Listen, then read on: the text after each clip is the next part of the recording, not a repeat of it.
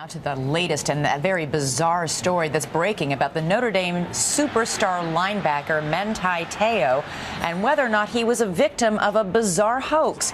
Josh has been tracking this overnight. We've been talking about this story all morning. It's pretty incredible. When Deadspin first posted this yesterday afternoon, it was an absolute stunner. Elizabeth, of course, he was the star player whose heartbreaking loss of his girlfriend just before a big game made national headlines and made Manti Te'o the individual story of the college football season. But now it turns out his relationship was an elaborate hoax. Now we're going to hear from one of the Deadspin writers who uncovered this explosive story in just a moment.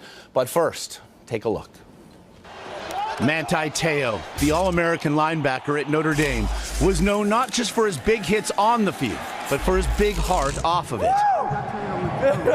His story of overcoming the loss on the same day of his grandmother and then his girlfriend, Lene Kekua, foregoing Kekua's funeral to then play Michigan, only added to his growing legend. How would you describe your emotions on the field tonight?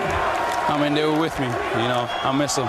The fame turned him into a contender for the Heisman, and the raw emotion humanized him. She made me promise that she said, babe, if anything happens to me, you promise that you'll stay over there and that you'll play. And that, you'll honor me through the way you play. This morning, Te'o and Notre Dame say that while the love and the tears were real, the girlfriend was not.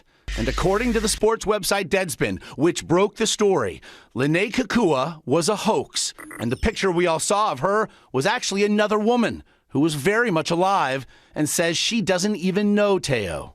This was a very elaborate, very sophisticated hoax perpetrated for reasons we can't fully understand. In a statement released overnight, Te'o wrote, quote, "To realize that I was the victim of what was apparently someone's sick joke and constant lies was and is painful and humiliating," end quote.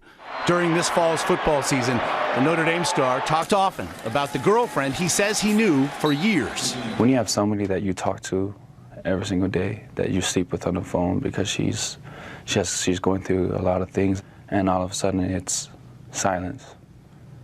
That silence really eats at you. ESPN reporter Gene Wojciechowski interviewed Te'o in October. If Manti Te'o was acting that day, then he deserves a half dozen Academy Awards for that performance. I love each and every one of you. Overnight, Notre Dame's athletic director said the school conducted an independent investigation and believes Te'o. The thing I am most sad about is that the single most trusting human being I've ever met will never be able to trust in the same way again in his life. And we're now joined by Timothy Burke, one of the two authors from the sports website Deadspin, who broke this story. What tipped you off to this story? Well, we got an email last week that said there's something fishy about Lene Kekua, Manti Te'o's alleged girlfriend. You guys should check it out. We found different outlets reporting different days that she had died. We had stories, reporting that they had met in 2009, and when we now know from the South Bend Tribune reported today, and they said, Brian Te'o, Manti's father, is the one who told us that they met in 2009, and we now know that that's not true because they never met in person at all. And again, this long, you mentioned a year-long hoax. The big question this morning: why would this be perpetrated at all? That's a great question, Josh, and it's one of those questions that is so hard to answer. And you think about the amount of time and energy it would take to pull off this hoax, to be on the phone, to have someone be on the phone that wasn't his friend Ronaiah, because he would have recognized his voice, presumably, to send all of these messages, these letters that he supposedly sent her, or that she sent him before every football game. All of these things to pull this off. He would not have been able to have his own life because he would have been consumed being this fake woman who was Manti Te'o's girlfriend. And so that's why I think a lot of people are very suspicious when Te'o says that he had no idea and he was just the sucker in this. Because, why would somebody go to such great lengths to hoax him like this? As somebody who led this investigation, do you believe that Manti Te'o was not at all complicit in this hoax?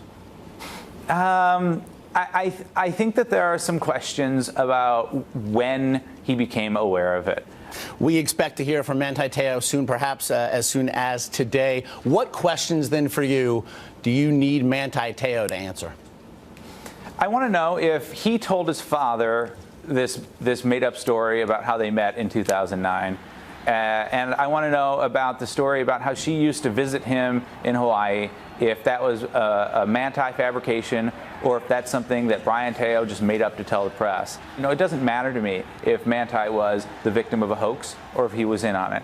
I really just sort of want to know the truth about how the media came to report these things, because once the media reports something, it becomes part of the story, even if it's not true. So how did those things come about? Those are the questions I would want to ask Manti. Part of the story in this case, perhaps part of the myth. Timothy Burke of the sports website Deadspin, which broke this story. We appreciate your time this morning. Thanks, Josh.